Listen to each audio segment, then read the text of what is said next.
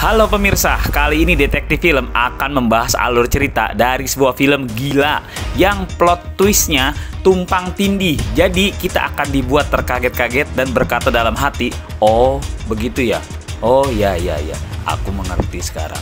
Oh jadi begitu ya, oke. Film ini berjudul Bad Kids Go to Hell. Wow, judulnya dahsyat banget. Anak bandel pergilah ke neraka. Artinya apa nih? Kalau dari judulnya saja sudah dapat dipastikan ini tentang kisah anak nakal yang diberi hukuman segila di neraka. Tapi hukuman atas dasar apa dan segilanya bagaimana? Itu yang akan kita bahas secara lengkap di sini. Baiklah, tanpa membuang waktu, yuk kita sikat sampai bersih alur cerita film yang benar-benar luar biasa untuk sebuah kata plot twist.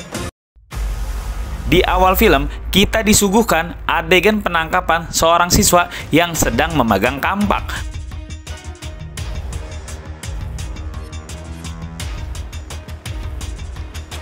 Lalu, adegan berpindah ke pemandangan erotis yang begitu mempesona, sehingga membuat sosis kita endut-endutan dan bola mata kita terbuka penuh tanpa kedip. Adegan itu adalah sebuah tarian striptis dewasa dari seorang siswi yang bernama Megan di kelasnya. Dan adegan itu diselesaikan dengan baik ketika guru datang lalu berkata, ya itulah teman kalian Megan sudah memberikan contoh gerakan. Sekarang pertunjukan sudah selesai, silahkan kalian latihan di rumah masing-masing ya anak-anak ya. Akibat pertunjukan dewasa ini, Megan dihukum. Hukumannya adalah diasingkan di sebuah perpustakaan tanpa alat komunikasi selama 8 jam. Dan ternyata dalam menjalani hukuman ini, Megan tidak sendiri. Dia bersama 5 orang lainnya yang juga melakukan kesalahan yang terhitung berat. Singkatnya, jadilah mereka berenam dihukum untuk melakukan beberapa tugas kelompok. Tugasnya sih entah penting entah enggak, yaitu mereka harus merangkum sejarah berdirinya perpustakaan ini. Dan guru yang memimpin proses eksekusi ini kita sebut saja bernama Dr. Day. Waktu penghukuman pun tiba. Mereka masuk ke perpustakaan dan mengumpulkan seluruh alat komunikasi mereka. Artinya, dalam 8 jam mereka semua akan terputus komunikasi. Satu-satunya komputer yang ada di ruangan itu adalah komputer jadul Pentium 1 yang hanya bisa Word untuk menulis tugas saja. Kalau sudah begini, mau tidak mau mereka pun memulai tugas mereka, yaitu mencari data tentang berdirinya perpustakaan ini.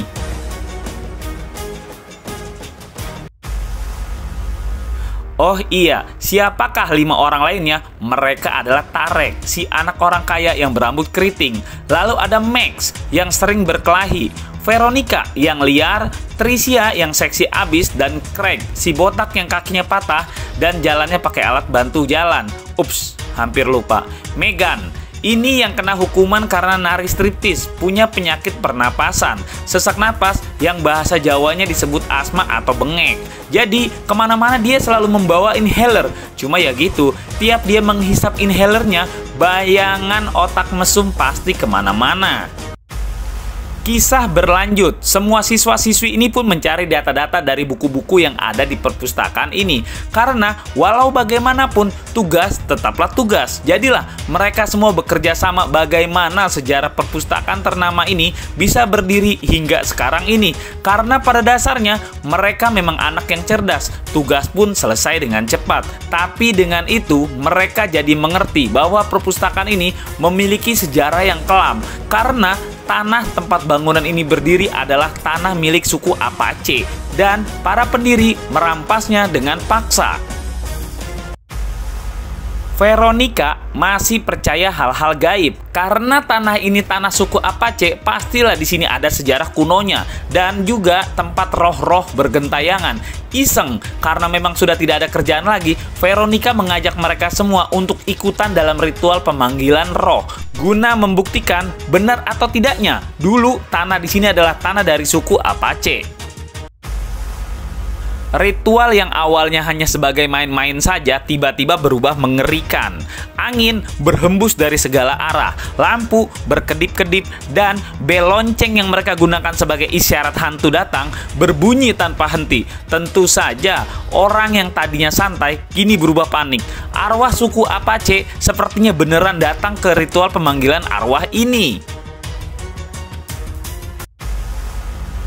Megan, si striptease yang seksi yang kita ketahui punya penyakit bengek atau asma, tiba-tiba saja kambuh. Nafasnya sesak dan dia pun harus segera mengulum inhalernya. Tapi sayangnya, inhaler yang biasanya ada di tasnya itu tiba-tiba menghilang. Alhasil, susah payah mencari kemanapun tidak ada juga. Ujung dari penderitaan serangan pernafasan ini adalah kematian untuk Megan. Artinya, kita tidak akan melihat adegan striptease lainnya dari Megan. Karena petualangannya di film ini sampai di sini saja.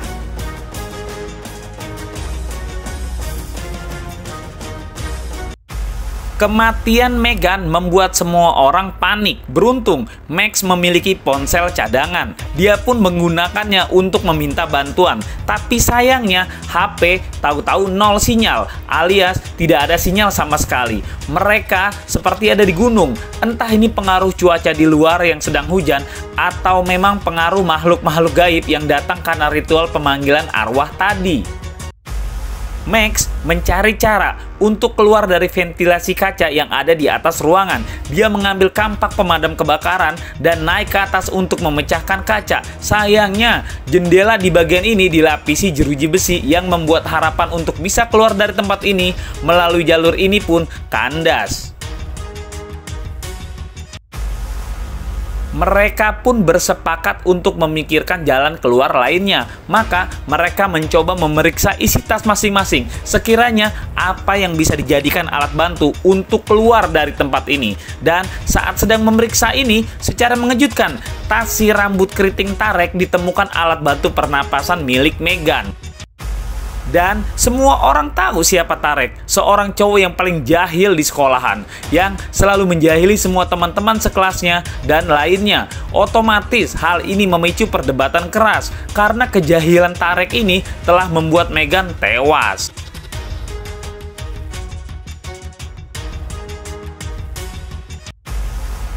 Saat sedang ribut-ribut begitu, Veronica menemukan sesuatu hal di komputernya, bahwa tanah tempat perpustakaan terkenal ini berada sekarang dulunya adalah milik kepala suku Apache yang baru meninggal beberapa waktu yang lalu. Kepala suku itu bernama Jacob dan tewas karena bunuh diri terjun bebas dari lantai apartemennya. Dan dengan begini, Veronica yakin kalau perpustakaan ini memang berhantu. Sedangkan arwah yang tadi datang saat mereka melakukan ritual adalah arwah si kepala suku. Setelah Veronica mengungkapkan isi otakan tentang sejarah tanah ini, tiba-tiba saja lampu-lampu berkedip dan suasana kembali horor. Seakan-akan arwah di ruangan ini mengiyakan atau membenarkan apa yang Veronica katakan. Angin berhembus selayaknya suasana horor mencekam. Dan Max cerdas, dia mencari arah datangnya angin ini dari mana.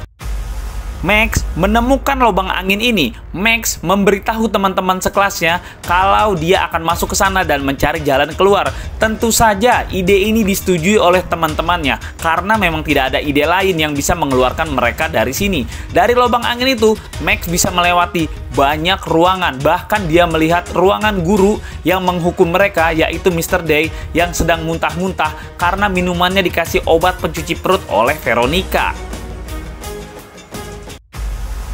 Tiba-tiba saja, entah dari mana datangnya, di lubang angin yang bersih itu bermunculan ribuan kecoa yang langsung menyerang Max. Tentu saja, Max jadi kalang kabut dan akhirnya ventilasi udara itu pun roboh. Max terjatuh di sebuah ruangan arsip para siswa dan siswi.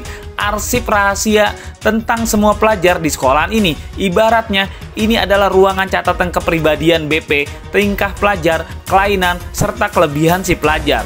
Max memeriksa beberapa nama teman-temannya dan kaget setelah tahu rahasia mereka masing-masing. Saat sedang memeriksa itu, ada akun lain dan memeriksa catatan kepribadiannya. Kagetlah Max, dia buru-buru kembali ke perpustakaan.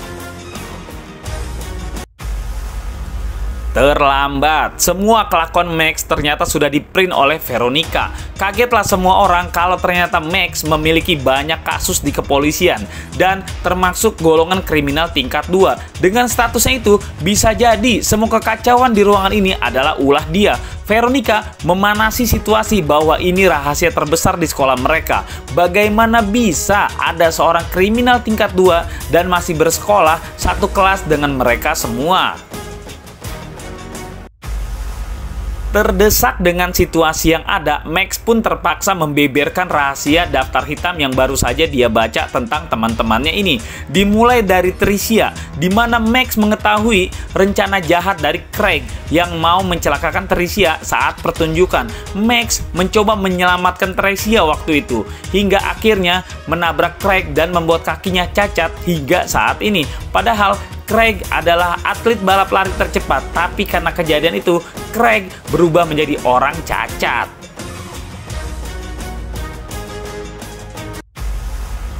Tricia marah sekali mengetahui hal ini. Ternyata Craig yang selama ini diakrabinya sejahat itu kepada dirinya. Dan secara mengejutkan, saat situasi terjepit seperti itu, Craig membocorkan sebuah rahasia bahwa orang tua Tricia, Megan, Tarek, dan orang tuanya sendiri adalah pendiri perpustakaan ini yang merampas tanah ini dari ketua suku Apache. Hal ini kemungkinan dilakukan demi mencari nama besar karena saat ini mereka semua adalah orang-orang ternama di kota ini. Jadi sekarang kita tahu nih, 4 dari 6 orang yang dihukum ini, orang tua mereka adalah pendiri dari perpustakaan horor ini.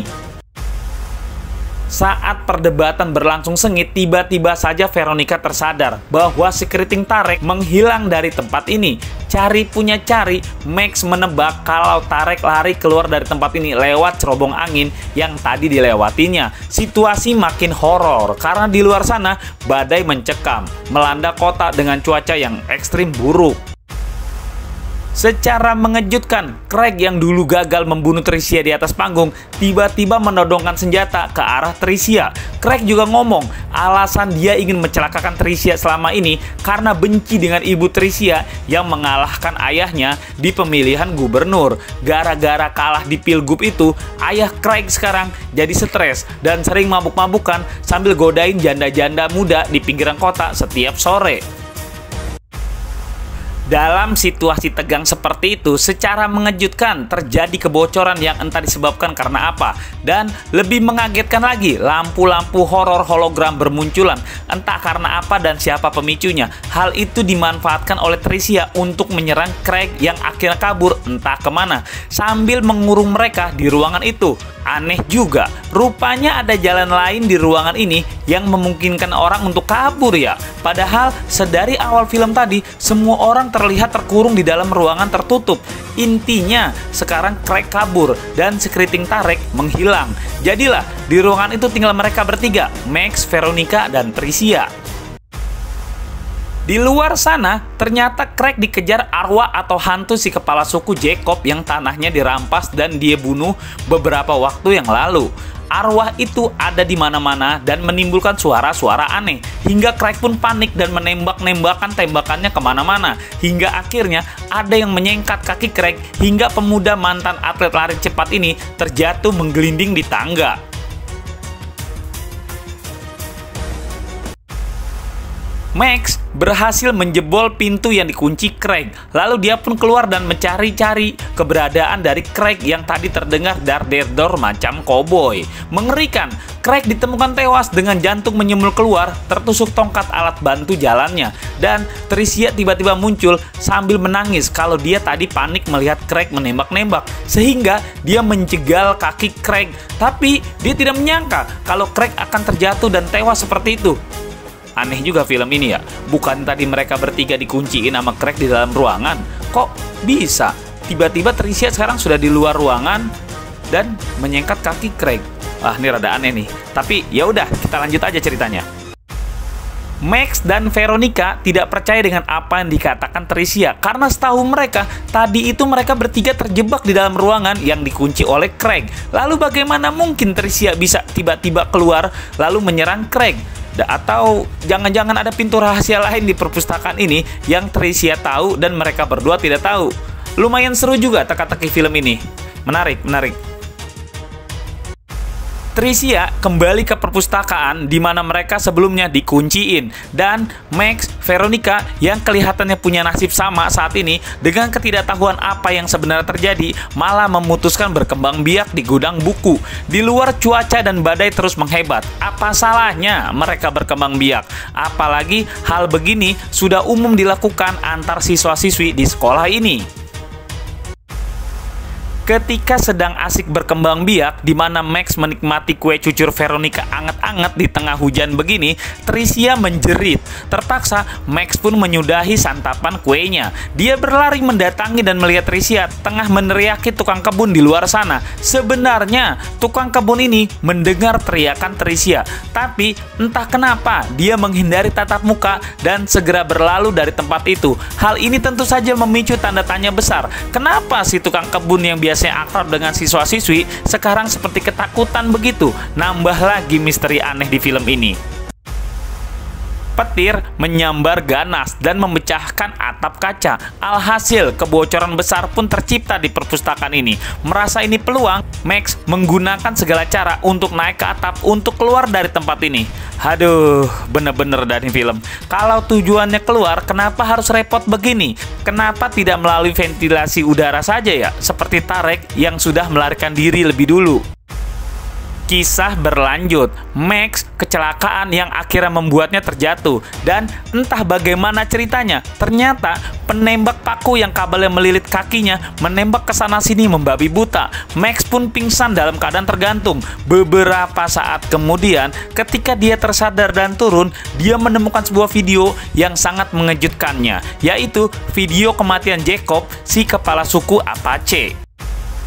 Sebuah kenyataan pahit terungkap. Ternyata kematian Jacob, si kepala suku yang selama ini dipublish media bahwa dia mati bunuh diri, ternyata tidak. Begitu melihat video ini, barulah terungkap bahwa si kepala suku itu dijebak oleh 4 orang muda-mudi. Mereka adalah Tarek, Craig, Megan, dan Tricia. Tentu saja Max luar biasa terkejutnya dengan bukti video ini. Jadi selama ini dia dikurung dalam ruangan ini bersama para pembunuh. Veronica marah dan menodongkan penembak paku ke arah Tricia. Veronica merasa hukuman yang diberikan guru mereka, Mr. Day, adalah sebuah jebakan karena telah mengurung mereka bersama para pembunuh ini. Max tidak setuju Veronica membunuh Tricia. Dia mencabut kabel listrik penembak paku itu. Lalu Tricia pun jujur. Dari tadi dia pun merasakan hal yang aneh. Dia merasa kalau arwah Jacob sedang berada di sekitaran mereka saat ini. Sementara tugas pembunuhan itu adalah settingan dari para orang tua mereka yang menginginkan si kepala suku Apache itu tutup mulut soal pembangunan perpustakaan ini. Veronica pun mengajak Tricia dan Max untuk melakukan ritual kembali demi memulangkan arwah si kepala suku. Dan saat ritual itu dilakukan, secara mengejutkan, lampu mati. Sebagian berkedip aneh dan badai seolah masuk dari mana-mana hingga membuat Veronica terpental. Wush! Max segera membantu Veronica. Naas, gadis itu dalam keadaan sobek di bagian lehernya. Dan kalau sudah begini, nasibnya akan sama seperti ayam potong. Perlahan tetapi pasti, Veronica pun akan merenggang nyawa alias tewas. Max marah dengan situasi ini, apalagi dia belum puas memakan kue cucur Veronica tadi. Kini kue cucurnya itu udah pasti basi karena orangnya sudah mati. Dia mengambil kapak pemadam kebakaran dan hendak mendobrak semua pintu untuk keluar dari tempat ini. Tapi tiba-tiba saja sesosok makhluk muncul sambil memanggil nama Tricia. Tentu saja gadis yang sedang dihantui rasa takut karena balas dendam yang dilakukan oleh Jacob, si kepala suku Apache itu, menjadi panik. Dia mengambil penembak paku dan tanpa pikir panjang langsung bunuh diri. Loh, kok bisa ya? Bukannya tadi kabelnya udah dicabut sama si Max? Aduh, film ini missing lagi nih. Max mengambil pistol paku dari tangan Tricia dan menembak ke arah makhluk itu. Tapi secara mengejutkan, Veronica bangkit dari kematiannya dan mengambil pistol paku Max. Veronica membuka akting bahwa darah yang meleleh di lehernya itu adalah trik tipuan yang biasa dipakai di film-film. Dan dari pintu masuk, Dr. Day muncul sambil memegang remote. Dialah yang menggerakkan makhluk yang dianggapnya sebagai arwah dari Jacob, si kepala suku Apache. Max bingung dengan keadaan saat ini dan Dr. Day pun membuka sosok yang dianggap arwah hantu itu. Ternyata itu adalah sekeriting Tarek yang sudah dalam keadaan tewas. Wow, luar biasa film ini. Kita dibuat terkaget-kaget sekali dengan alur ceritanya. Disinilah Dr. Day mengungkapkan kalau dia dan Veronica bekerja sama menjebak anak-anak orang kaya yang telah merampas tanah dari suku Apache ini dengan paksa.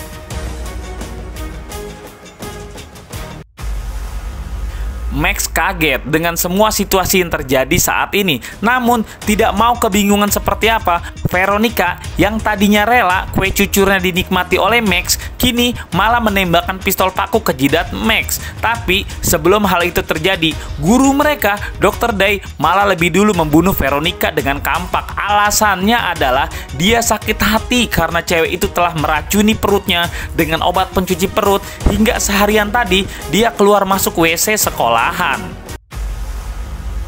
Kampak dilemparkan ke Max. Dr. Day juga berkata kalau dia telah menelepon polisi. Dengan status kriminal tingkat 2, pasti semua orang akan percaya kalau Max adalah pelaku dari semua pembunuhan di tempat ini. Dan entah bagaimana ceritanya, arwah mana yang punya perbuatan. Secara mengejutkan, lemari rak buku berjatuhan hingga menarik kabel dan menggerakkan patung di belakang Dr. Day. Lihat apa yang terjadi. Kepala Dr. Day langsung putus.